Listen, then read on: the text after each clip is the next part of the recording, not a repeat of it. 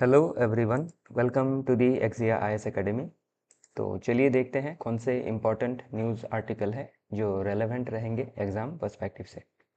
तो इसमें मैं आपका जो भी टॉपिक है उसका समरी और कैसे एग्ज़ाम पॉइंट ऑफ व्यू से रेलेवेंस है वो बताने की कोशिश करूँगा। तो चलिए देखते हैं। तो पहला आर्टिकल देखने से पहले एक अनाउंसमेंट है कि एक्सिया आईएएस एकेडमी में एडमिशन ओपन है और हम आपको foundational as well as crash course provide करते हैं। तो मैं सभी को सजेस्ट करता हूँ कि जो फाउंडेशनल कोर्स है उसी को ज्वाइन करें और इसी के साथ आपको मॉक टेस्ट, आंसर राइटिंग, ऐसे राइटिंग, 1-to-1 मेंटरशिप भी दिया जाएगा जिसमें आप आपके जितने भी डाउट है वो पूछ सकते हैं। कॉम्प्रहेंसिव स्टडी मटेरियल्स रहेगा जिसमें आपको जैसे इंडियन पॉलिटी है उसके लिए एक ही बुक सिर्फ पढ़ना पड़ेगा, इकोनॉमी के लिए, इंडियन इकोनॉमी के लिए एक ही बुक पढ़ना पड़ेगा। उसके लिए आपको मल्टीपल बुक पे रिलाई करने की या फिर स्टडी मटेरियल पे रिलाई करने की ज़रूरत नहीं है। इसी के साथ जो भी लेसन्स दिया जाएगा वो एक्सपर्ट फैकल्टी द्वारा दिया जाएगा और जो हमारा क्लासेस होगा वो both online and offline mode में किया जाएगा। तो आपको जो भी मोड अच्छा लगता है आप उसको चूज़ कर सकते हैं और ऑफलाइन स्टूडेंट के लिए इन हाउस लाइब्रेरी फैसिलिटी भी प्रोवाइड किया जाएगा। और फर्दर डिटेल्स के लिए about admission fee, course duration, इन सभी के लिए आप हमारे एडमिशन डेस्क 6002417488 पे कॉन्टैक्ट कर सकते हैं। तो चलिए देखते हैं आज का पहला टॉपिक। तो आज का पहला टॉपिक बात करता है रिगार्डिंग जो रणबीर इलाहाबादिया केस था उसी के बारे में डिस्कस करता है। तो अभी हाल ही में सुप्रीम कोर्ट ने गवर्नमेंट को ये बात कही है कि जो ऑनलाइन कंटेंट है उसमें जो वल्गैरिटी है उसके अगेंस्ट मेजर्स लेना है, जो कंटेंट है उसको मॉडरेट करना है। तो इसमें फर्दर जो रणबीर इलाहाबादिया के ऊपर जो रेस्ट्रिक्शंस लगाए गए थे कि वो फर्दर जब तक कोर्ट के ऑर्डर नहीं आ जाते हैं तब तक वो आपके जो भी पॉडकास्ट है वो नहीं बना पाएंगे, लेकिन उसको अभी रिसेंट जजमेंट में उसको हटा दिया गया है। बट ये आपका कहा गया है कोर्ट द्वारा कि जो मोरालिटी है एंड जो डिसेंसी है उसको मेंटेन करते हुए ही जो आपके कंटेंट है उसको प्रिपेयर करना होगा। और इसी के साथ सुप्रीम कोर्ट ने ये भी कहा है कि जो एक ह्यूमर होता है वो वल्गैरिटी से अलग होता है और ह्यूमर के लिए वल्गैरिटी का इस्तेमाल होना ज़रूरी नहीं है। ओके, हम नॉर्मली आपके जो डे टू डे लैंग्वेज है उससे भी हम ह्यूमर क्रिएट कर सकते हैं। और इसी के साथ उन्होंने इसमें स्पेशली जस्टिस सूर्यकांत साहब ने ये भी कहा है कि हमारे जो डिफरेंट राइटर है, फिर बॉलीवुड के एक्टर हैं, कॉमेडियन हैं, उन्होंने कितने आपके जो ह्यूमर है, ह्यूमर रिलेटेड चीज़ें की है जिसमें कोई वल्गैरिटी नहीं है। आप जैसे कॉमेडियन जॉनी लीवर को भी देख सकते हैं, राजपाल यादव को भी देख सकते हैं।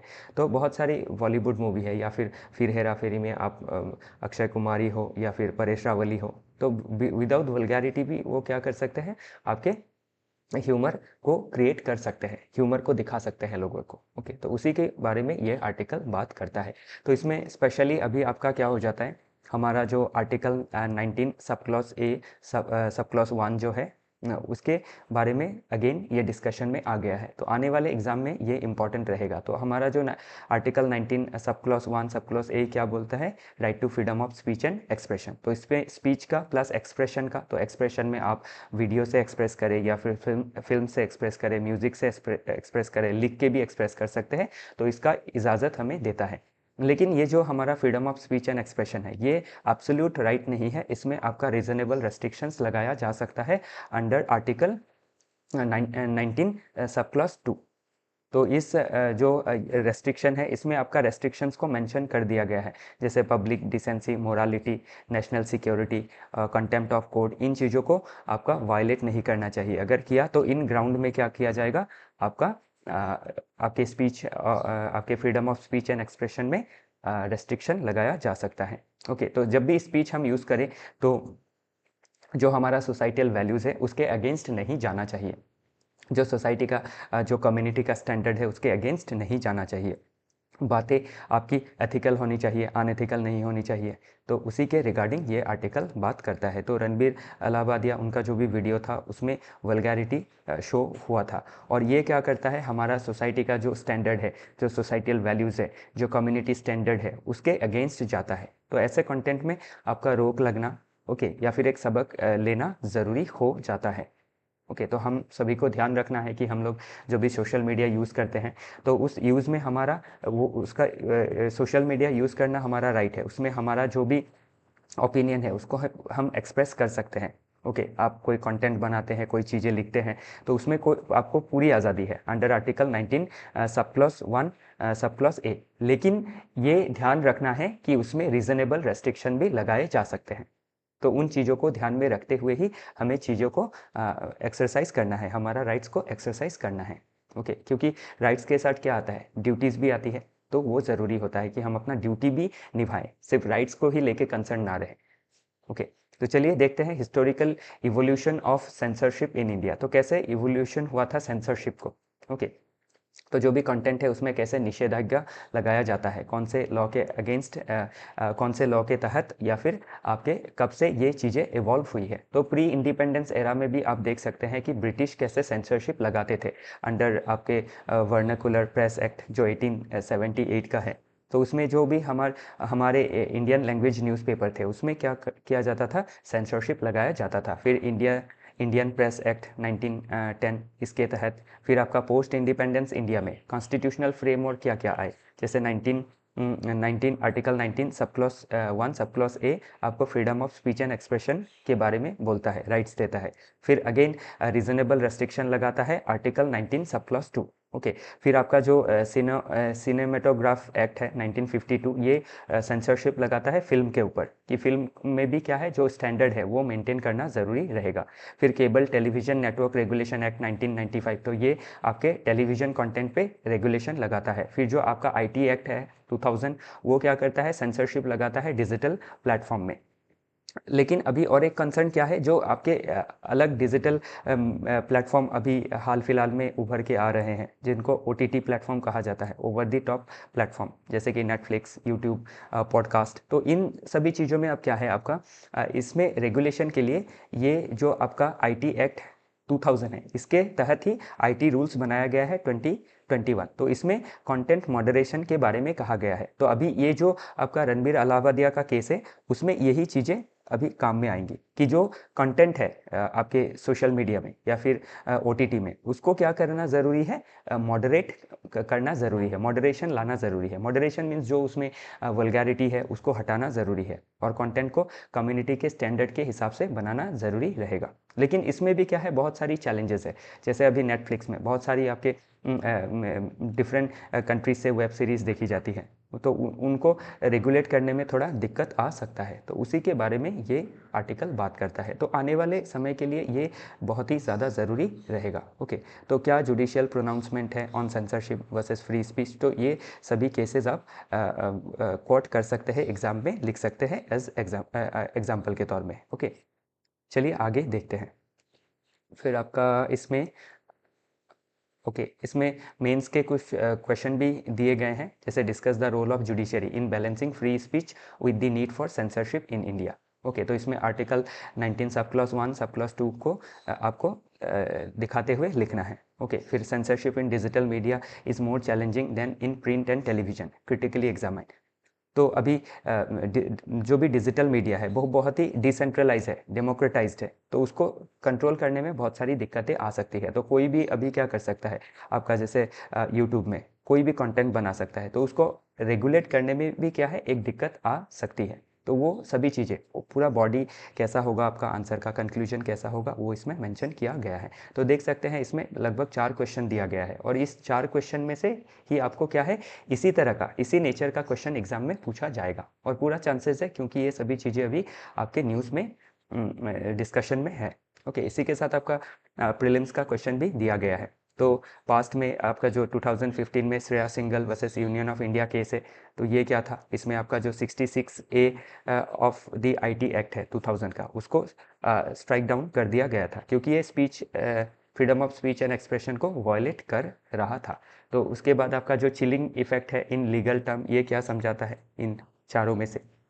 ओके, तो ये समझना जरूरी है, और ध्यान रखिएगा आपका जो सिविल सर्विसेज एग्जामिनेशन होता है उसमें चीज़ें बहुत ही कॉन्सेप्चुअल एंड एनालिटिकल होती है। ओके, मेमोरी बेस्ड चीज़ें कम पूछी जाती है। तो आपका जो एनालिटिकल एबिलिटी है उसको बढ़ा आप कैसे सकते हैं, उसके लिए आपको ये सभी चीज़ें पढ़नी होगी। ओके, थोड़ी ज़्यादा लग सकती है, लेकिन जब आप पढ़ेंगे तभी आपका जो एनालाइज करने का कैपेसिटी है वो बढ़ेगा और कोई भी क्वेश्चन आप कर पाएंगे। ओके, तो मेमोरी बेस्ड लर्निंग से क्या है, जो एनालिटिकल स्किल है उसको बढ़ाना आसान है। उसके लिए एनालिटिकल स्किल बढ़ाने के लिए थोड़ा समय लगता है, लेकिन उसको अचीव करना आसान है और लॉन्ग टर्म तक चीज़ें याद रहती है। इसीलिए CSE एग्जामिनेशन अदर एग्ज़ाम के कंपैरिजन में ये आपका ईजी एग्ज़ाम है। ओके, मुझे जहाँ तक समझ में आता है, मेरा जो अप्रोच है। ओके, तो नेक्स्ट आर्टिकल बात करता है police are yet to fathom the right to free speech and expression says SC। तो अभी हाल ही में क्या हुआ, आपका सुप्रीम कोर्ट ने गुजरात पुलिस को क्रिटिसाइज़ किया, क्योंकि उन्होंने क्या किया था, आपका इमरान जो प्रतापगढ़ी है कांग्रेस MP, उनको अरेस्ट कर लिया था उनके पोएटिक एक्सप्रेशन की वजह से। तो उन्होंने एक पोइट लिखा था, उस पॉइंट में पुलिस को ऐसा लगा कि ये आपके दो कम्युनिटी के बीच क्या कर रही है, हेटरेट को फैला सकती है। लेकिन आपके जो SC के बेंच थे, जस्टिस AS ओका साहब और उज्जवल भुइयां साहब, उन्होंने ये चीज़ नोट किया कि जो पोएम था वो non violence and love in the face of injustice के ऊपर था।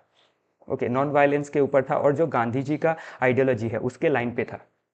तो इसमें उन्होंने ये क्रिटिसाइज़ किया हमारे जो लॉ एनफोर्समेंट एजेंसी है पुलिस को, कि पुलिस को आपका जो freedom of speech and expression का जो आइडिया है उसको डीपली समझना ज़रूरी है।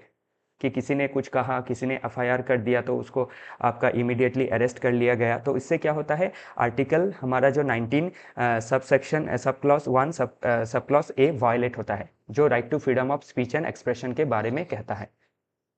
तो एक आदमी ने स्पीच दिया या फिर कोई कविता लिखी या फिर कुछ आर्टिस्टिक एक्सप्रेशन दिखाया, तो उसको अगर बिना किसी वजह से, कि उनके लिखने के वजह से कोई वायलेंस तो इंसाइट नहीं हुआ है, लेकिन उन्होंने लिखा है, तो पुलिस ने देखा कि इसमें सब्जेक्टिविटी है, वायलेंस इरप्ट हो सकता है। ओके, तो आपके इफ एंड बट के हिसाब से किसी को अरेस्ट नहीं किया जा सकता है। इतनी जो पुलिस के अंदर जो सब्जेक्टिविटी है आपके right to freedom of speech and expression को लेके, वो अपने तरीके से जो इंटरप्रिटेशन करते हैं उसको कम करना जरूरी है, और इसका जो डेप्थ है right to freedom of speech and expression का, उसको समझना बहुत जरूरी रहेगा। तो उसी के बारे में इसमें सुप्रीम कोर्ट ने जो पुलिस का एक्शन है उसको कंडेम किया है। तो ये ज़रूरी रहता है, और इसी के लिए क्या है, पुलिस को ट्रेनिंग भी देना ज़रूरी है। अच्छी ट्रेनिंग होनी चाहिए उनकी, कि वो हमारे जो आपके फंडामेंटल राइट्स है 12 टू आर्टिकल 35 उनको अच्छी तरह से समझ पाए। ओके, और कोई भी वेग टर्म सब्जेक्टिव इंटरप्रिटेशन के तहत किसी को भी अरेस्ट ना किया जाए, क्योंकि इससे क्या होता है, लोगों का जो डिग्निटी है वो हार्म होता है, जो उनका राइट्स है वो आपका वायलेट होता है। ओके, तो इसी के बारे में ये आर्टिकल बात करता है। तो ये सभी चीज़ें इसमें मेंशन की गई है। तो चलिए देखते हैं आगे। तो इसी के साथ इसमें आपका मेंस डेस्क्रिप्टिव टाइप कैसा क्वेश्चन पूछा जा सकता है। तो अगेन इसमें क्या आ गया था, आपका right to freedom of speech and expression आ गया था। तो इसका पहला जो आर्टिकल था रणबीर अलाहाबादिया केस को लेके, वो भी आर्टिकल 19 के ऊपर ही था। तो आर्टिकल 19 आने वाले समय के लिए बहुत ज़रूरी रहने वाला है। और इसी के साथ जो डिजिटल मीडिया को रेगुलेट करने वाले जो भी लॉ है, IT एक्ट है, फिर आपके IT रूल्स है, फिर digital personal data protection act है। ओके, तो ये सभी चीज़ें पूछी जा सकती है। मुझे जहाँ तक ध्यान है आज के डिस्कशन में और एक आर्टिकल है जो बात करता है आपके regarding freedom of speech and expression. Okay, जो बिकातन मैगजीन के बारे में कुछ दिन पहले देखा था, तमिलनाडु का एक मैगजीन है, तो उसके जो वेबसाइट है उसमें आपका उसको ब्लॉक कर दिया गया था। तो उसी के रिगार्डिंग और एक आर्टिकल हमें देखने को मिलेगा। तो अभी जो नेक्स्ट आर्टिकल है ये ऑस्कर के बारे में बात करता है।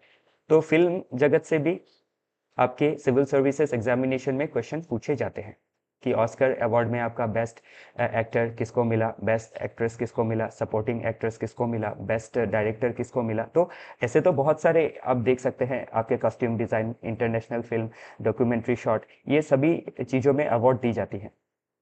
तो इसमें क्या है, आपको जो मेन अवार्ड है उसको थोड़ा ध्यान में रखना ज़रूरी है। ओके, मेमोराइज नहीं करना है, बस आप पढ़िएगा।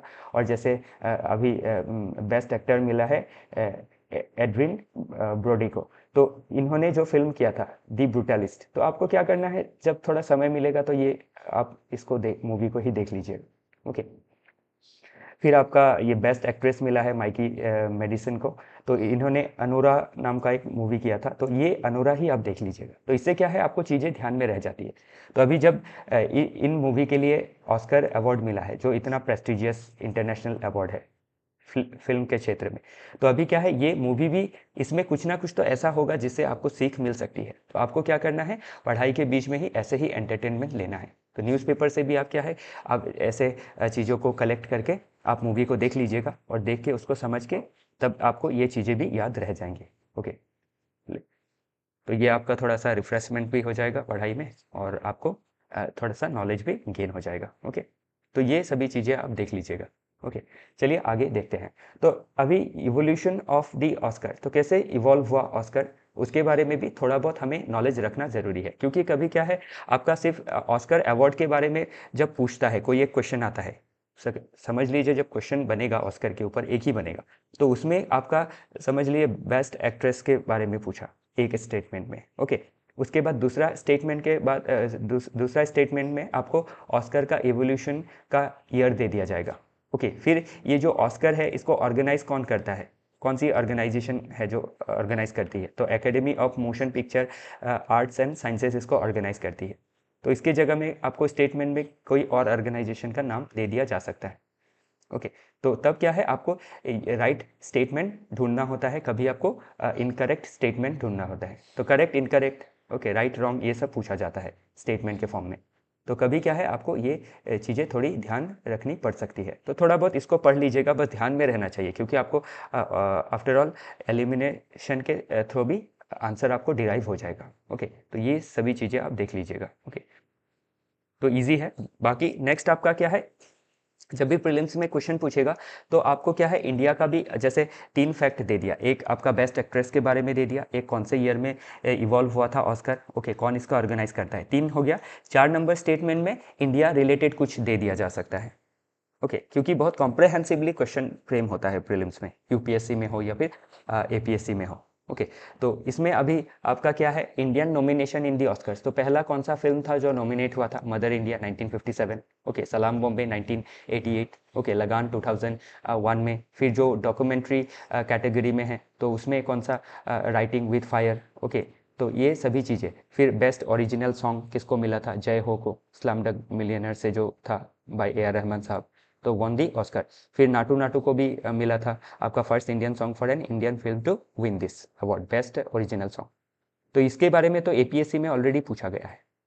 ओके, ये मुझे जहाँ तक ध्यान है, ये अवार्ड जब दिया गया था उसके लगभग 10 दिन बाद ही एपीएससी का एग्ज़ाम था, 7 या 10 दिन। तो कितना आपका इतना ज़्यादा करंट अफेयर्स को उन्होंने इंक्लूड किया है। तो ये सभी चीज़ें आपको क्या है, देखनी ज़रूरी हो जाती है। ओके, तो कैसे पढ़ना है मैं आपको वो बता रहा हूँ, बाकी ये सब तो आप इन्फॉर्मेशन है, पढ़ेंगे तो ध्यान में रहेगा ही। ओके, चलिए आगे देखते हैं। तो इसी के साथ इसमें क्वेश्चन भी दिया गया है, which Indian film on the best documentary short at the 97th academy award. Okay, तो the only girl in the orchestra, तो इनको मिला है आपका बेस्ट डॉक्यूमेंट्री शॉट इस फिल्म को। तो इसमें आपका which Indian musician has won 2 Oscars, A R Rahman साहब। तो ये सभी चीज़ें प्लस मेंस का क्वेश्चन भी इसमें दिया गया है। ओके, तो देख सकते हैं ऑस्कर रिलेटेड क्वेश्चन मेंस में भी पूछे जा सकते हैं इन फ्यूचर। तो ऑस्कर के बारे में इन जनरल नहीं पूछा जाता है, फिल्म के बारे में पूछा जाएगा इन जनरल। ओके, तो उसको हमें ध्यान में रख के आगे बढ़ना है। नेक्स्ट आपका इसमें आज थोड़ा कंपैरिजन दिखाया गया है कि कैसे आप सिविल सर्विस के लिए अगर प्रिपरेशन करते हैं, तो डिफरेंट एग्जाम के लिए भी आपका प्रिपरेशन हो जाता है, जैसे आईबीपीएस है, एसबीआई पीओ है, आरबीआई है। ओके, तो इन एग्जाम के लिए भी प्रिपरेशन आपका यूपीएससी, सीएससी या फिर अदर स्टेट सीएससी के लिए प्रिपेयर करते हैं, तो भी प्रिपरेशन हो जाता है। कैसे हो जाता है, आप इसमें देख सकते हैं कि जो पैरामीटर है, क्वेश्चन टाइप यूपीएससी में कैसा पूछा जाता है, कॉन्सेप्ट बेस्ड क्वेश्चन पूछे जाते हैं, जिसमें आपको क्वेश्चन एनालिटिकल होता है। और बैंकिंग एग्जाम जैसे आईबीपीएस है, एसबीआई पीओ है, आरबीआई है, इसमें आपको या फिर अदर एसएससी जो एग्जाम है, ओके, स्टाफ सिलेक्शन कमीशन का, उसमें भी क्या है, आपका नेचर ऑफ क्वेश्चन सेम होता है, डायरेक्ट क्वेश्चन पूछे जाएंगे और क्वेश्चन जो होगा फैक्ट बेस्ड होगा। तो अभी आप जब इसमें यूपीएससी के लिए जब कॉन्सेप्ट बेस्ड चीज़ें पढ़ेंगे, एनालिटिकल चीज़ें पढ़ेंगे, तो आप तो उसमें फैक्ट तो रहेगा ही ना, डायरेक्ट चीज़ें तो आपको इसमें भी पढ़नी होंगी, लेकिन बैंकिंग एग्जाम के लिए कॉन्सेप्चुअल क्लियरिटी, एनालिटिकल एबिलिटी, ये सब चीज़ों का इसमें बैंकिंग में इतना ज़रूरी नहीं है, मैथ्स को छोड़ के, मैथ्स रीजनिंग को छोड़ के। ओके तो आपका क्या है, डायरेक्ट फैक्ट बेस्ड क्वेश्चन पूछा जाता है। और फैक्ट क्या कर सकते हैं, फैक्ट हमारा मेमोरी बेस्ड रिकॉल में हमको रखना होता है, मेमोरी में हम फैक्ट डाल के रखे हैं और उसी को रिकॉल करते हैं एग्जाम में।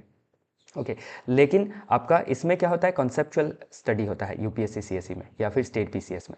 तो जब कॉन्सेप्चुअली पढ़ेंगे तो आपको मेमोरी में ये फैक्ट तो रह ही जाएगा ना। इसीलिए क्या है, अब एक बड़े एग्जाम के लिए जब प्रिपेयर करते हैं ना, आपको वो बड़ा एग्जाम क्लियर हो ना हो, लेकिन अदर छोटे एग्जाम्स क्या होते हैं, क्लियर हो जाते हैं।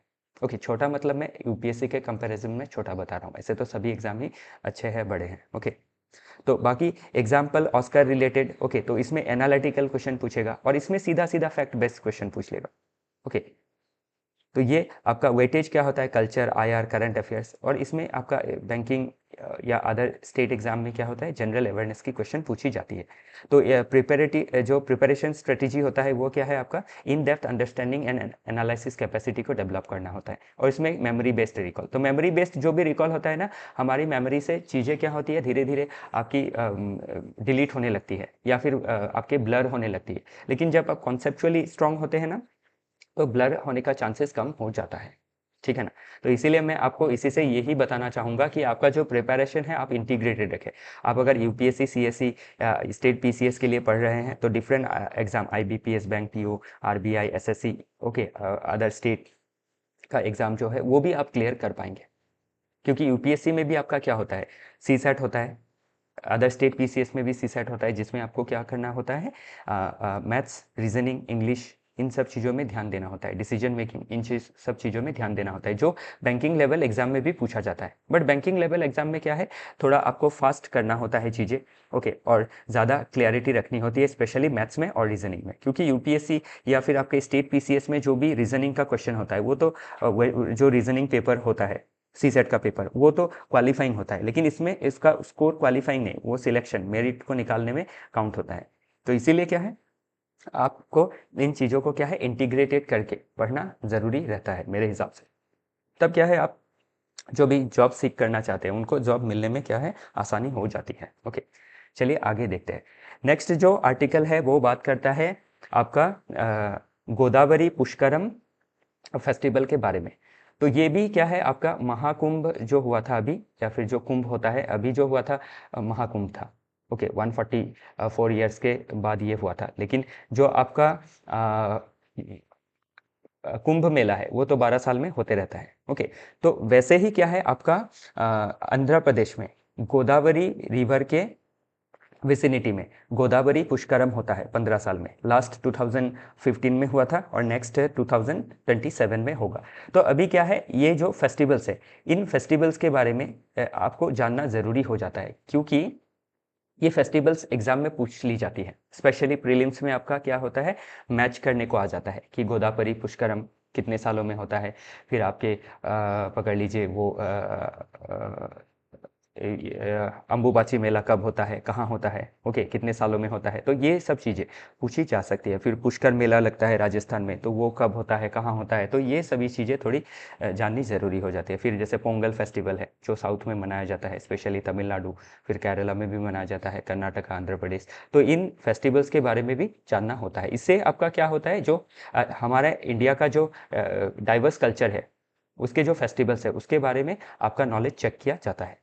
ओके तो ये आपको ध्यान रखना है, गोदावरी पुष्करम जो होने वाला है 2027 में आंध्र प्रदेश में। तो इसी के बारे में डिस्कशन हुआ और इसी इसी जो डिस्कशन था इसमें कहा गया कि इसको आपके कुंभ मेला की तरह ही किया जाएगा, वैसे ही अरेंजमेंट रखे जाएंगे। ओके तो इसमें बाकी डिटेल्स इसमें दिया गया है कि पुष्करम 12 ईयर साइकिल में ये एक रिवर फेस्टिवल है जिसको मनाया जाता है associated with 12 major river of India. Okay तो इसी में आपका लास्ट 2015 में मनाया गया था, नेक्स्ट आपका 2027 में मनाया जाएगा। ओके तो इसमें भी आपके इन्वॉल्व होते हैं holidays, rituals, charity, prayers. Okay तो सिमिलर है विथ आपके कुंभ मेला के साथ, ठीक है। फिर यूपीएससी लिंकेजेस भी इसमें दिखाए गए हैं कि कैसे प्रीलिम्स GS1 में पूछा जा सकता है, जियोग्राफी, रिवर सिस्टम के बारे में, city on Godavari, cultural festival के बारे में। ओके, फिर मेंस GS पेपर 1 में भी कल्चर, रिचुअल्स, फिर आपका पिलग्रिमेज इकोनॉमी। ओके, तो पिलग्रिमेज कैसे इकोनॉमी में मदद करता है आपका, फिर जॉब क्रिएशन में मदद करता है। ओके, और उसमें आप महाकुंभ मेला का कंपैरिजन भी देख सकते हैं। फिर मेंस GS पेपर 2 में आपका कैसे रिवर मैनेजमेंट किया जाता है, कैसे रिलीजियस टूरिज्म पॉलिसीज ली जाती है। फिर आपका GS पेपर 3 में कैसे डिज़ास्टर मैनेजमेंट किया जा सकता है, क्योंकि अभी महाकुंभ मेला में भी देखा था कि स्टैम्पेड हो गया था और जो क्राउड मैनेजमेंट था कहीं ना कहीं लैकिंग था थोड़ा बहुत। तो इसके लिए क्या था, बहुत से लोगों की जान चली गई थी, स्टेशन में हो या फिर आपके जो महाकुंभ मेला का जो एरिया था। ओके, आपके यमुना और गंगा रिवर के विसिनिटी में। तो ये चीज़ें भी आपको क्या है, मेंस में पूछा जा सकता है। ओके, स्पेशली क्राउड मैनेजमेंट इस बार पूछने की संभावनाएं पूरी है GS पेपर 3 में। ओके, फिर आपका महाकुंभ मेला से कैसे इकोनॉमिक बेनिफिट हुआ, ये सब चीज़ें पूछी जा सकती है। तो इन चीज़ों को आपको ध्यान रखना ज़रूरी रहेगा। ओके, चलिए आगे देखते हैं। तो इसी के साथ आपका कैसा क्वेश्चन बन सकता है उसके रिगार्डिंग ये दिया गया है, और आपका डिफरेंट आपको अप्रोच रख के इसको पढ़ना है। ओके, जो अप्रोच मैंने अभी दिखाया था इधर, GS पेपर 1, 2, 3, उसका अप्रोच रख के इसको पढ़ना होगा। चलिए देखते हैं अगला आर्टिकल। तो इसमें अगेन इंटर स्टेट रिवर जो डिस्प्यूट है उसी के रिगार्डिंग ये आर्टिकल बात करता है, और इसी के साथ आपका जो रिवर इंटरलिंकिंग प्रोजेक्ट है, इन दोनों चीज़ों को इसमें समेट के ये क्वेश्चन दिखाया गया है। तो अभी ये आर्टिकल समझने के लिए आपको ये समझना ज़रूरी हो जाता है कि आज के समय में आपका क्या है, पॉपुलेशन बढ़ रहा है, उसके ऊपर क्लाइमेट चेंज हो रहा है, और पॉपुलेशन जब बढ़ रही है तो वाटर का जो आपका स्कैसिटी है वो भी बढ़ रहा है, वाटर का जो अवेलेबिलिटी है वो कम हो रहा है, और नीड उसका ज़्यादा हो रहा है। तो इसके लिए अभी क्या है, आप इंडिया में देख सकते हैं कि जो नॉर्थ के रिवर हैं, जो आपके पेरेनियल रिवर है, वो लगातार हर साल ही बहते रहते हैं, और जो साउथ के रिवर है वो एफिमरल रिवर है, कि वो साल के एक सीज़न में, जैसे आपके साउथ वर्स्ट जब मानसून होता है उसी के समय में उसमें पानी देखा जाता है, और बाकी समय में पानी बहुत कम रहता है, जिससे क्या होता है, लोगों के ड्रिंकिंग वाटर सिक्योरिटी में, फिर एग्रीकल्चर के इरिगेशन में, फिर इंडस्ट्रियल जो आपका नीड होता है उसको मीट नहीं किया जा सकता है। और ये भी देखा जाता है कि नॉर्थ के रिवर में इतना ज़्यादा पानी हो जाता है साउथ वेस्ट मानसून के समय कि वहाँ पे आपके बाढ़ आ जाते हैं। तो एक तरफ आपका वाटर क्या है, सरप्लस है, और एक तरफ डेफिसिट है। नॉर्थ में सरप्लस है, साउथ में डेफिसिट है। तो कैसे जो आपके नॉर्थ के रिवर है, गंगा है, फिर आपका ब्रह्मपुत्र है, इनको कैसे आपके साउथ के जो रिवर है उनसे कैसे जोड़ा जा सकता है, फिर जो साउथ के रिवर है उनके बीच में कैसे कनेक्शन, जैसे गोदावरी और कृष्णा के बीच में कैसे इंटरलिंकिंग किया जा सकता है। तो इसके लिए आपका नेशनल रिवर इंटरलिंकिंग प्रोजेक्ट भी हाथ में लिया गया है। तो इसमें आपका गोदावरी और कृष्णा को क्या है, जोड़ा जा रहा है, ये ऑनगोइंग प्रोजेक्ट है। ओके, लेकिन अभी इसमें प्रॉब्लम क्या है कि जब ये प्रोजेक्ट चलती है तो स्पेशली जिन स्टेट के बीच से ये रिवर गुजरती है उन स्टेट के बीच में क्या होता है, इंटर स्टेट वाटर डिस्प्यूट हो जाता है। ओके, स्पेशली अभी इस केस में आप गोदावरी रिवर सिस्टम में स्पेशली गोदावरी और कृष्णा को कनेक्ट किया जाना है, तो उसको लेके आंध्र प्रदेश और तेलंगाना के बीच में क्या है, वाटर रिलेटेड डिस्प्यूट छिड़ गया है। तो आपको क्या है, इन फ्यूचर अभी वाटर रिलेटेड डिस्प्यूट के बारे में, रिवर इंटरलिंकिंग प्रोजेक्ट के बारे में ऑलरेडी पास्ट में पूछा जा चुका है, और फ्यूचर में भी पूछने की पूरी संभावनाएं इसमें रहेगी। ओके, तो इसी के रिगार्डिंग क्या है, सभी डिटेल्स इसमें प्रोवाइड की गई है। और इसमें एक क्वेश्चन भी दिया गया है, आप देख सकते हैं कि आपका रिवर इंटरलिंकिंग इन इंडिया, अ बून और बैन, ये आपका आशीर्वाद है या अभिशाप है। ओके, तो अभी इसमें आपका व्हाट बेनिफिट क्या होगा इंटरलिंकिंग का, ये सभी बेनिफिट्स दिए गए हैं। फ्लड कंट्रोल किया जा सकेगा, वाटर अवेलेबिलिटी किया जा सकेगा, जो ड्रॉट प्रोन रीजन है उधर फ्लड कंट्रोल होगा, फिर एनहांस्ड एग्रीकल्चरल, जो एग्रीकल्चरल प्रोडक्टिविटी है उसको इन्हांस किया जा सकेगा, क्योंकि रिवर लिंकिंग से इरिगेशन जो पोटेंशियल है वो बढ़ जाएगा। फिर चैलेंजेस क्या क्या हो सकते हैं, इकोलॉजिकल डिसरप्शन हो सकता है, जैसे आपका केन बेतवा प्रोजेक्ट की वजह से जो पन्ना टाइगर रिजर्व है एमपी में वो सबमर्ज होने की उसकी पूरी आशंका है। ओके, फिर आपका गंगा और ब्रह्मपुत्र इंटरलिंकिंग को लेके आपका क्या प्रॉब्लम है कि वेटलैंड एंड जो फिश माइग्रेशन है उसमें डिस्टर्बेंस आएगा, एज वेल एज चाइना से फिर बांग्लादेश से भी ओपोजिशन देखा जा सकता है। ओके, फिर जो हाई इकोनॉमी के लिए कितना वायबल होगा ये, क्योंकि इसमें कॉस्ट बहुत ज़्यादा लगेगा।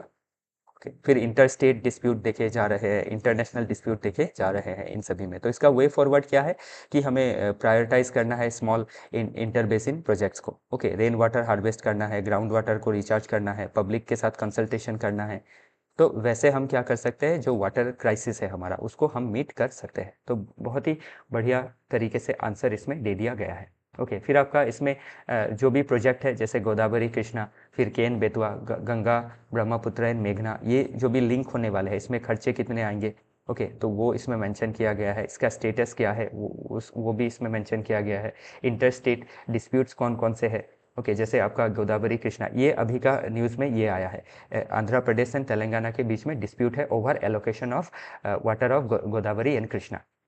तो ये सिर्फ ये पार्ट अभी न्यूज़ में आया, लेकिन न्यूज़ में जो पार्ट आया उससे हमें क्या होता है, अभी ये सारी चीज़ें रिकॉल करनी होती है, या फिर आपने नहीं पढ़ा है तो इसे पढ़ना ज़रूरी होता है, क्योंकि क्वेश्चन ओवरऑल नॉलेज से पूछा जाएगा। ओके, चलिए देखते हैं नेक्स्ट आर्टिकल।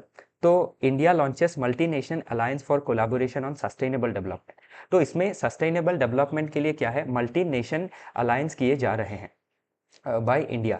तो इसमें अभी क्या होगा, ये आर्टिकल स्पेशली आपका जो सिटी है, हम जो सिटी एरिया है, सिटी को कैसे सस्टेनेबली डेवलप कर सकते हैं, उसका वेस्ट कैसे मैनेज कर सकते हैं, पोल्यूशन कैसे मैनेज कर सकते हैं, फिर आपके जो रिवर है सिटी के नियर बाय उनको कैसे प्रोटेक्शन दे सकते हैं, फिर आपका जो वेस्ट है उसको कैसे यूज़ करके हम रिन्यूएबल एनर्जी को क्रिएट कर सकते हैं। ओके, तो फिर आपका जो एक आपका सर्कुलर इकोनॉमी का कॉन्सेप्ट है कि हम जो भी चीज़ें यूज़ करते हैं उसको क्या करना चाहिए, फिर से आपका रिपेयर करके उसको हम यूज़ कर सकते हैं। उससे क्या होता है, हमारा वेस्ट कम जनरेट होता है। जैसे एक मोबाइल फ़ोन है, ओके, तो उसका थोड़ा कुछ खराबी है, तो उसको फेंकने की बजाय हमें क्या करना है, उसको रिपेयर करके यूज़ कर सकते हैं। तो यही है सर्कुलर इकोनॉमी का कॉन्सेप्ट। तो ये सभी चीज़ें क्या है, आपके सिटी के सस्टेनेबल डेवलपमेंट में काम आएंगी। और इसमें इंडिया क्या कर रहा है, मल्टी नेशन कोऑपरेशन को इंश्योर करने के लिए कोलैबोरेशन कर रहा है। तो इसी के रिगार्डिंग ये टॉपिक बात करता है। तो इन फ्यूचर क्या है, सस्टेनेबल सिटी डेवलपमेंट को लेके क्वेश्चन पूछे जा सकते हैं, और तभी हम क्या कर सकते हैं, ये जो आइडिया है हमारा जो लॉन्च किया है multinational alliance for collaboration on sustainable development, इसको मेंशन कर सकते हैं। ओके, स्टेप जब लिखा जाएगा तो उसमें हम स्मार्ट सिटी, अमृत मिशन, स्वच्छ भारत मिशन, इन सभी चीज़ों को, solid and liquid waste management, उनको भी लिख सकते हैं, और इसी के साथ ये चीज़ें भी मेंशन कर सकते हैं। या फिर सीधा सीधा ये आपका ये पार्ट भी पूछ लिया जा सकता है मेंस में, और प्रीलिम्स में पूछने की भी संभावनाएं रहेंगी। तो सभी चीज़ें इसमें मेंशन की गई है। ओके, काफ़ी अच्छी तरीके से दिया गया है, सभी चीज़ें हैं, तो आप इसको देख सकते हैं। ओके, तो नेक्स्ट जो आर्टिकल है वो बात करता है regarding supreme court to examine plea against rules on blocking of online content without notice. तो अभी क्या है, रिसेंटली जो बिकातन मैगजीन है, उसका जो वेबसाइट है उसको ब्लॉक कर दिया था। ओके, तो अभी उसी के रिगार्डिंग क्या है, ये आपका फर्दर डेवलपमेंट इसमें है। तो गवर्नमेंट को कैसे ये पावर मिलती है कि वो किसी वेबसाइट को या फिर डिजिटल प्लेटफॉर्म को कैसे ब्लॉक कर सकते हैं। तो उसका जो राइट है गवर्नमेंट को मिलता है, या फिर जो पावर है वो मिलता है अंडर आईटी एक्ट 69A।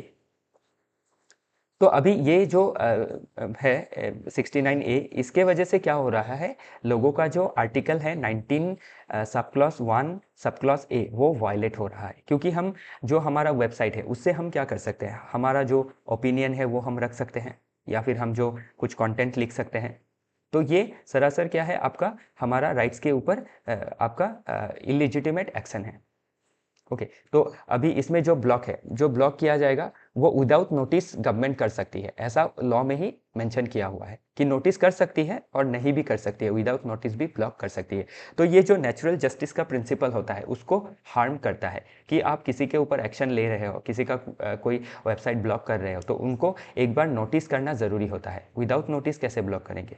जैसे किसी का घर तोड़ना होता है, उसमें सुप्रीम कोर्ट ने बोला कि भाई उसको एक जस्टिफाइड पीरियड का नोटिस तो दो, तो इसमें भी नोटिस देना ज़रूरी है, चाहे एक दिन का ही नोटिस क्यों ना हो।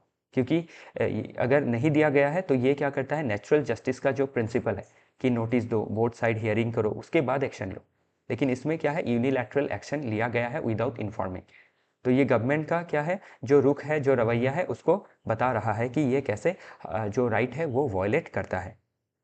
ओके, सो अभी सुप्रीम कोर्ट इसको एग्जामिन करने वाला है। बाकी जो भी चीज़ें हैं इसमें बहुत अच्छी तरीके से मेंशन की है, जैसे IT एक्ट 2000 का 69 सेक्शन ए के बारे में कहा गया है। तो अभी ये जो 69A है, इसके तहत जो भी कंटेंट को आपका ब्लॉक किया जाएगा, वो ब्लॉकिंग जो होगा वो हमारा जो आर्टिकल 19 सब क्लॉज 2 है, जिसमें reasonable restrictions on freedom of speech and expression है, उसके तहत लगाया गया है। National security, public order, sovereignty and integrity of India, preventing incitement to violence, maintaining friendly relation with foreign states.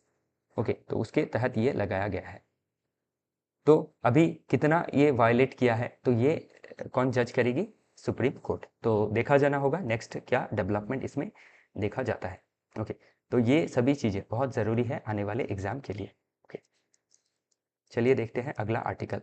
Next जो dolphin census के बारे में ये टॉपिक आया है। तो डॉल्फिन सेंसस हुआ 2024 में, और इसमें आपका टोटल स्टडी ने टोटल फाइंड किया है 6327 गंगेटिक डॉल्फिन्स। तो अभी जो गंगेटिक डॉल्फिन्स है वो आपकी कहाँ पाई जाती है?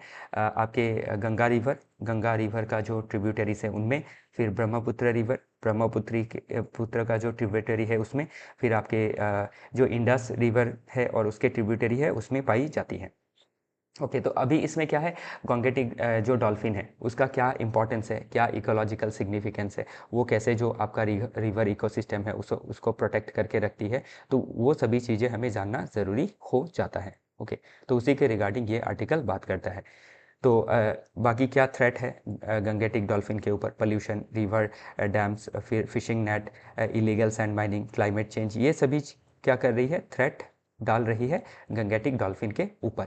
बाकी जो गंगेटिक डॉल्फिन का आपका इकोलॉजिकल एंड कंजर्वेशन सिग्निफिकेंस क्या है? Role in river ecosystem. तो रिवर इकोसिस्टम को क्या करती है? बचा के रखती है, हेल्दी बना के रखती है, मेंटेन करती है एक्वेटिक बैलेंस को। जो भी फिश होती है, जो भी आपके मराइन जीव होते हैं, उनको खा के एक आपका ओवर पॉपुलेशन को प्रिवेंट करती है। बाकी कंजर्वेशन स्टेटस क्या है? IUCN के रेड लिस्ट में ये एंडेंजर्ड है। ओके, और साइट्स में आपका ये अपेंडिक्स 1 हाईएस्ट प्रोटेक्शन में है। और फिर वाइल्ड लाइफ प्रोटेक्शन एक्ट है जो 1972 का, उसमें ये शेड्यूल 1 के कैटेगरी में है। तो शेड्यूल 1 का जो कैटेगरी होता है उसमें हाईएस्ट लीगल प्रोटेक्शन दिया जाता है, तो कोई उसको पोचिंग नहीं कर सकता है, हंटिंग नहीं कर सकता है, और गवर्नमेंट स्पेशल इंटरवेंशन लेती है प्रोटेक्ट करने के लिए। ओके, तो ये सभी चीज़ें इसमें मेंशन की गई है। तो आने वाले एग्जाम के लिए ये चीज़ें ज़रूरी रहेंगी। तो इसमें आपका कंक्लूजन एंड वे फॉरवर्ड, फिर क्या चैलेंजेस है कंजर्वेशन में, वो सभी चीज़ें मेंशन की गई है। चलिए देखते हैं अगला आर्टिकल। तो नेक्स्ट आर्टिकल बात करता है आपका ISRO released second set of scientific data from Aditya mission. 2 article है इसमें। एक तो आपका जो साइंटिफिक डेटा कलेक्ट किया गया है थ्रू आदित्य मिशन, जो आपका 2023 में लॉन्च किया गया था सन को स्टडी करने के लिए, उसके रिगार्डिंग है। और नेक्स्ट आर्टिकल बात करता है आपका NASA to launch SPHEREx to explore what happened right after big bang. Okay, तो ये आपका पूरा जो हमारा कॉस्मोलॉजी है उसके बारे में स्टडी करने के लिए नासा एक इसमें स्पेस एक्स मिशन भेजने स्फेयर एक्स मिशन भेजने वाला है। तो इसी के रिगार्डिंग ये बात करता है। तो इसमें आपका जो नासा स्फेयर एक्स मिशन है, तो ये कब भेजा जाएगा? आपका टेंटेटिवली 4 मार्च 2025। इसमें 24 लिखा हुआ है, ये 25 होगा। कौन से व्हीकल से भेजा जाएगा इसको? स्पेस एक्स का जो फैल्कन 9 रॉकेट है उसके ज़रिए। ओके, और इसकी क्या इसमें कौन सी टेक्नोलॉजी रहेंगी, क्या ऑब्जेक्टिव है इसका, वो सभी चीज़ें स्टडी करना है कि जो हमारा यूनिवर्स है वो कैसे एक्सपैंड हो रहा है, और जो भी आपके गैलेक्सीज़ है, मिलियंस ऑफ गैलेक्सीज़ है, मिलियंस ऑफ स्टार्स है, उनको ये क्या करेंगी? स्टडी करेंगी।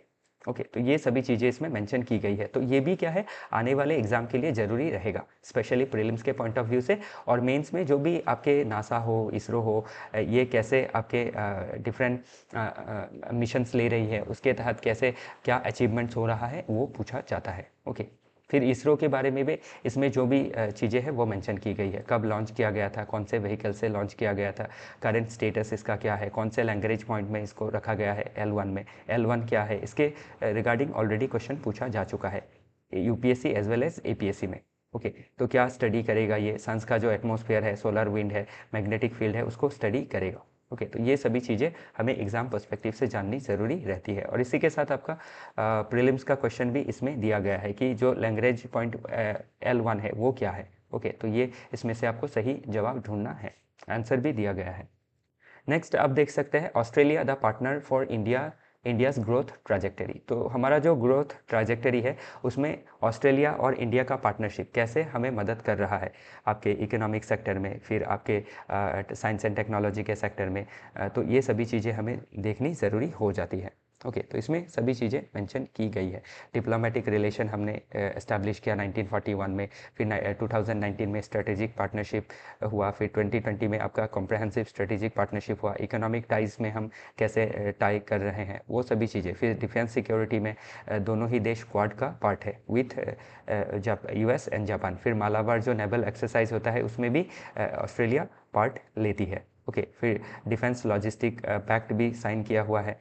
एनर्जी एंड क्रिटिकल मिनरल में जो आपके रेयर अर्थ एलिमेंट है, जो क्रिटिकल मिनरल है वो हम हासिल कर रहे हैं ऑस्ट्रेलिया से, जैसे आपका कोल, यूरेनियम, लिथियम। तो ये सभी चीज़ें क्या है आज के आपके जो EV का डेवलपमेंट है उसमें ये काम आएंगी। ओके, तो हम बहुत सारा कोल भी इंपोर्ट करते हैं, हमारा खुद का कोल है फिर भी हम इंपोर्ट करते हैं फ्रॉम ऑस्ट्रेलिया। तो ये सभी चीज़ें आपको जाननी ज़रूरी हो जाती है। तो कभी क्या है इंपोर्ट एक्सपोर्ट का सवाल भी पूछ लिया जाता है, तो आपको कोल का ऑप्शन दे दिया जाएगा, तो आपको लगेगा कि कोल तो हमारे देश में बहुत सारा है तो हम क्यों इंपोर्ट करेंगे, गलत जैसा लगेगा, लेकिन हम इंपोर्ट करते हैं। ओके, बाकी ये एजुकेशन एंड स्किल वर्कफोर्स में, इंडियन डायस्पोरा में, तो ये आप देख सकते हैं कि जब भी इंडिया ऑस्ट्रेलिया का क्वेश्चन पूछा जाएगा, नॉट ओनली इंडिया ऑस्ट्रेलिया, किसी भी देश के साथ पूछा जाए तो इन हेडिंग्स में आप आंसर दे सकते हैं।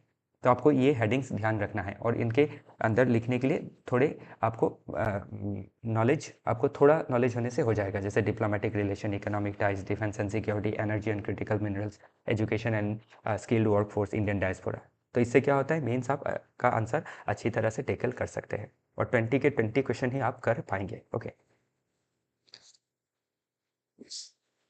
बाकी इसमें सेक्टर में clean energy, education, skill, agri business, tourism, okay, ये भी देख सकते हैं। तो इसमें जो जो मिस हो गया है, जैसे टूरिज्म मिस है तो टूरिज्म इसमें आप देख सकते हैं।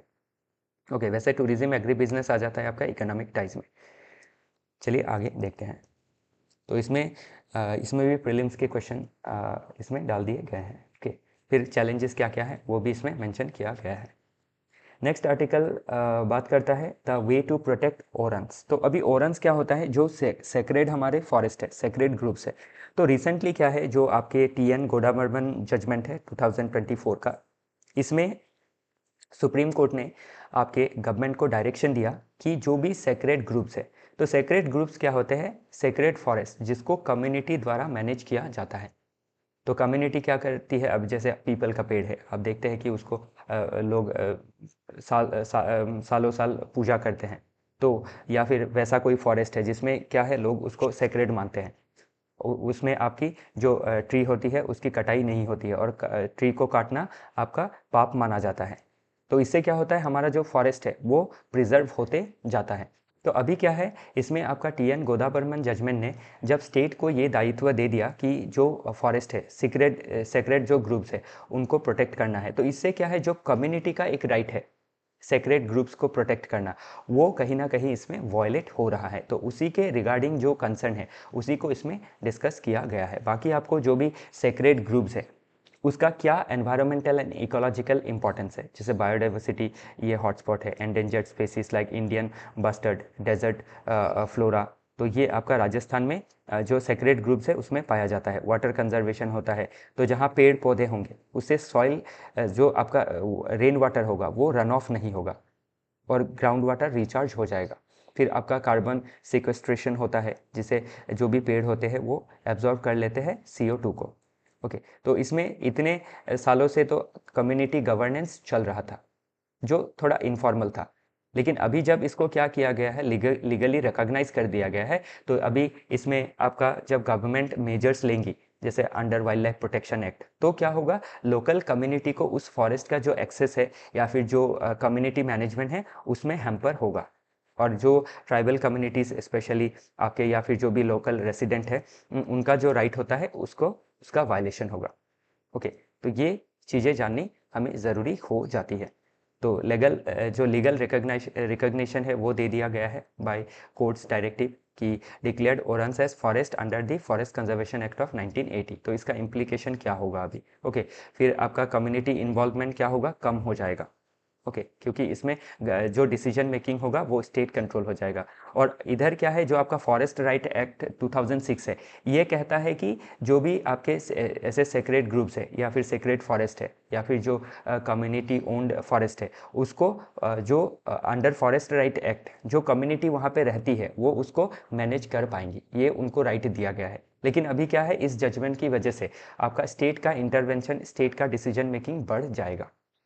ओके, तो इसीलिए क्या करना है अभी के समय में, ये चीज़ों को बैलेंस करना है, कॉम्प्रहेंसिव पॉलिसी लेना है ताकि स्टेट और कम्युनिटी लेड मैनेजमेंट किया जा सके। जैसे जॉइंट फॉरेस्ट मैनेजमेंट होता है जिसमें स्टेट और लोकल कम्युनिटी मिलके फॉरेस्ट को मैनेज करती है, मिलके डिसीजन मेकिंग करती है, मिलके डिसाइड करती है कि क्या करना है, तो वो इंश्योर करना ज़रूरी रहेगा। तो ये भी आने वाले समय के लिए आपके ज़रूरी रहेगा।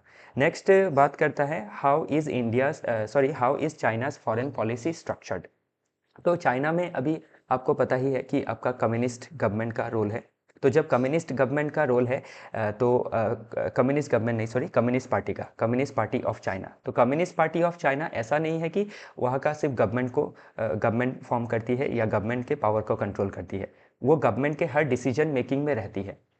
लेकिन इंडिया में क्या है, आपका जैसे कोई भी पार्टी जब पावर में आती है तो पार्टी अलग रहता है, गवर्नमेंट अलग रहती है। ओके, कोई भी स्टेट के डिसीजन मेकिंग में पार्टी को इन्वॉल्व नहीं किया जाता है। लेकिन चाइना में क्या है, हर एक डिसीजन के लिए communist party of China plus जो गवर्नमेंट आपके डेलीगेट्स है, ओके, या फिर डिफरेंट मिनिस्ट्री में है, वो मिल के डिसीजन लेते हैं और इसमें कम्युनिस्ट पार्टी ऑफ चाइना का पूरा इन्फ्लुएंस, पूरा रोल रहता है। ओके, बिना कम्युनिस्ट पार्टी ऑफ चाइना के कंकरेंस के डिसीजंस नहीं लिया जा सकता है। तो अभी इसमें क्या है, इंडिया को जो भी आपके फॉरेन पॉलिसीज लेने हैं, जो भी डिस्कशंस करना है विद चाइना, तो ये डायनामिक समझना है कि चाइना का जो गवर्नमेंट है वो जो कहता है वो कम्युनिस्ट पार्टी के हिसाब से ही कहता है। तो हमें जो कम्युनिस्ट पार्टी का जो एजेंडा है, जो उनका एम्स एंड ऑब्जेक्टिव है, उसको भी समझना जरूरी है और एक मल्टी लेवल में एंगेज करना ज़रूरी है ताकि हमारा जो भी इशू है विद चाइना उसको हम क्या कर सके, एमिकेबल तरीके से सोल्यूशन में ला सके। तो उसी के रिगार्डिंग ये आर्टिकल बात करता है। तो इसमें पूरा चाइना का जो भी पॉलिटिकल सेटअप है वो बताया गया है। तो communist party single party rule है चाइना में। ओके, होने से भी क्या है, कम्युनिस्ट पार्टी में भी एक आपका इंटरनल डेमोक्रेसी देखा जाता है। तो ये सभी चीज़ें इसमें मेंशन की गई है। नेक्स्ट जो आर्टिकल है, जो हमारा नेक्स्ट आपका टैक्स लॉ आने वाला है 2026 1 अप्रैल से एनफोर्स होगा। तो उसमें अभी जो भी डिजिटल एसेट है उसको टैक्सेबल प्रॉपर्टी बना दिया गया है।